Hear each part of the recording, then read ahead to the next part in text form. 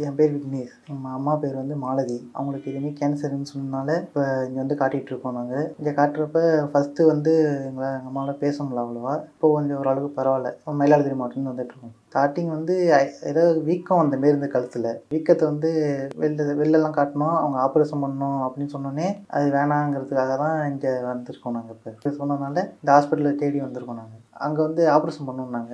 அதனால் வேணான்ட்டு நாங்கள் ஆயுர்வேதம் மூலிமா வந்துட்டுருக்கோம் இங்கே. அதுக்கப்புறம் இங்கே வந்து போன 45 டேஸ் முன்னாடி வந்தோம். அது முடிஞ்சு இப்போ 2வது வாட்டி மருந்து வாங்க வந்திருக்கோம். என் தம்பி யூடியூப் மூலிமா பார்த்தான். யூடியூப்பில் பார்த்துட்டு இங்கே போய் காட்டினா நல்லா இருக்கும்னு சொல்லி போன 40 டேஸ் முன்னாடி வந்தோம். இப்போ 2வது வாட்டி வந்திருக்கோம் நாங்கள். ஃபஸ்ட்டு ஒரு எப்படி சொல்கிறது 20 நாளைக்கு ஒரு இதாக இருந்தது. தலைவலிக்கும் இதெல்லாம் செய்வாங்க. இப்போ இன்னும் கொஞ்சம் லைட்டாக இருக்குங்கிறாங்க. அது 2வது வாட்டி இப்போ காட்டுறப்ப சரியாக சாப்பிடுங்க, சரியாக சாப்பிட்டிங்கன்னா உங்களுக்கு கிளியர் ஆகிட்டும்னு சொல்லியிருக்காங்க.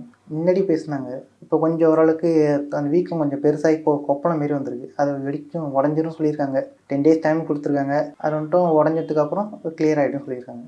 எப்படி அந்த வாமிட் வரப்போ அந்த கொலகொலப்புன்னு சொன்னாங்க. அந்த கொலகொலப்பு வந்தது. அந்த கொலகொலப்பு வந்ததுலேருந்து கொஞ்சம் நல்லா இருந்தாங்க. இப்போ கஞ்சி மட்டும் சாப்பிட முடியல. கஞ்சி மட்டும் சாப்பிட்டுட்ருக்காங்க இப்போதைக்கு. இப்போ வந்து ஒரு 10 டேஸ் டைம் கொடுத்துருக்காங்க. அந்த கட்டி உடஞ்சி வெளில வந்துடும். நீங்கள் 5 டேஸில் வந்து எனக்கு கால் பண்ணுங்கள். நான் உங்களுக்கு எல்லாம் கிளியராக சொல்கிறேன். அதுக்கப்புறம் 10 டேஸில் கழிச்சு திரும்பி ஃபோன் அடிங்க.